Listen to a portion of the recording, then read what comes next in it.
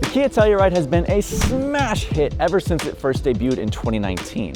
And in fact, it's been Edmunds Top Rated SUV for 3 years in a row.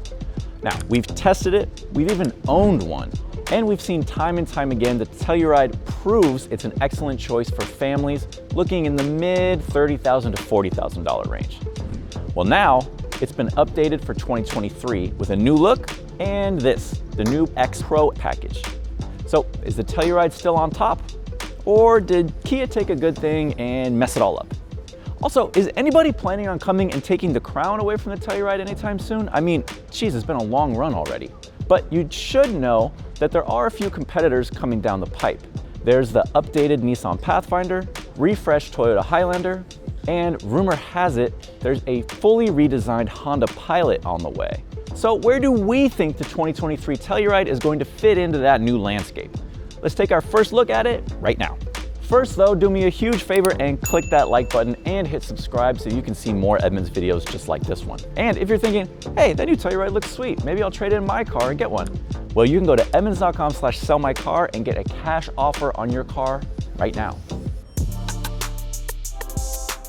The first thing you need to know is every 2023 Telluride comes with redesigned headlights and a new rear fascia style. There are going to be 5 trim levels, and some of them have the option to add 2 packages. There's the X-Line and this. Now, both the X-Line and the X Pro are more rugged than a typical Telluride, and they come with all-wheel drive standard. Here's what else you get.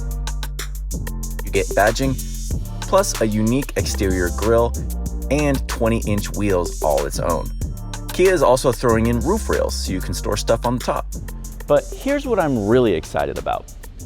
Both of these rugged packages get an elevated ground clearance up to 8.4 inches. And there's a new traction management system to help you do better in the dirt. Finally, if you go for the Pro X version, you get these 18-inch wheels with all-terrain tires, and the maximum towing capacity is upgraded from 5,000 pounds to 5,500. Pretty knobby. We don't yet know pricing for the 2023 Telluride, but given its improvements, we expect it to begin somewhere in the $37,000 range. Pricing for the new X-Line and Pro X trims will be available closer to their on-sale dates. For every 2023 Telluride, there are a couple of new additions to the interior. So let's check them out. First, you cannot ignore these 2 giant screens right in front of me. Now, the first one is in front of the driver. That's a 12.3-inch digital display, and I have to say, it looks stunning. Like, from this view, you've got a beautiful little icon car, and then pretty blue skies and green grass around it. Like, that's just a pleasure to look at. Can't wait to see how it does on the road. And then the second one is also 12.3 inches. That is the center touchscreen, and it's running a Kia infotainment system that we're very familiar with and like a lot. Another change is Kia says they redesigned the steering wheel. Honestly, it looks exactly the same as the old Telluride to me. The only difference is our long-termer had this stitching pattern in a perfect circle, and this is kind of a weird looking trapezoid thing. Other than that, the controls look the same. But what is definitely different is this dashboard design, which has just been modernized a little bit, but definitely looks stately and classy. Very nice.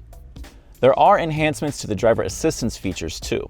For instance, there's a new intelligent speed warning system, which will send you an alert if it notices speed limits ahead are about to change. And it can even slow down the car if it's necessary.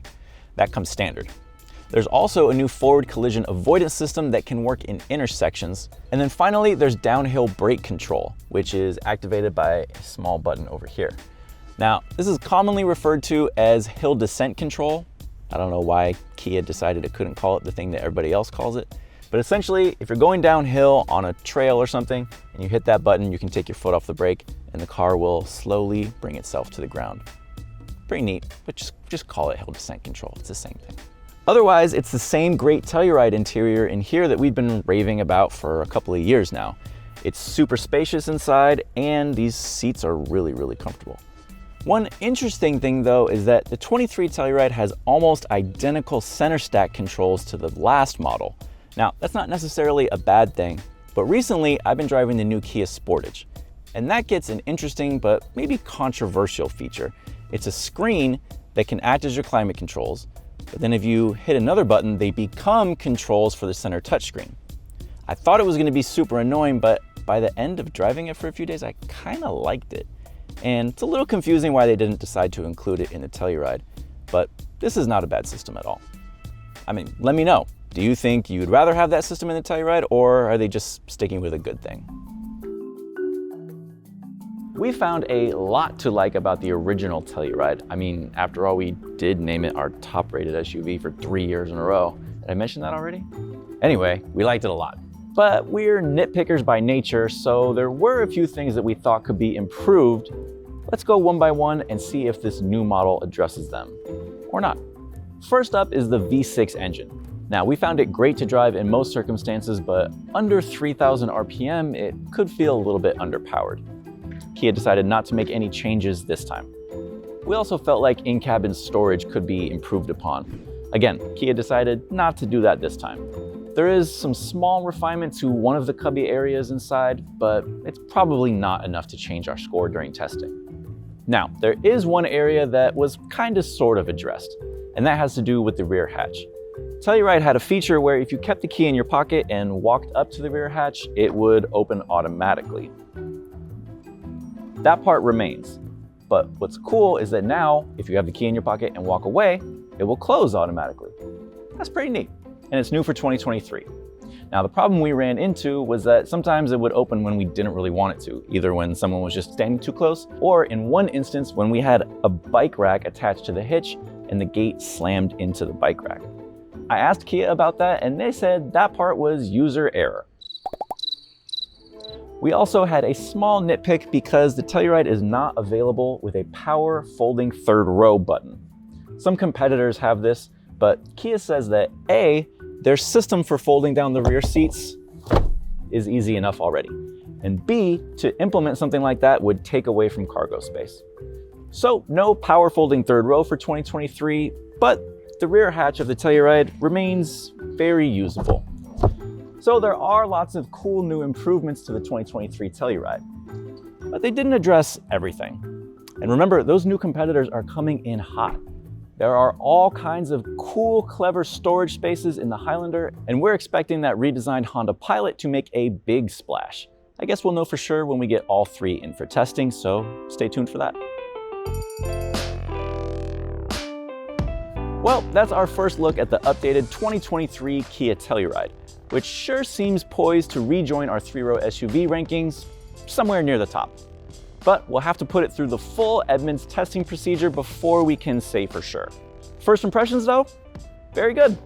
But that fully redesigned Honda Pilot that nobody has seen yet, that will probably have something to say about our #1 ranking.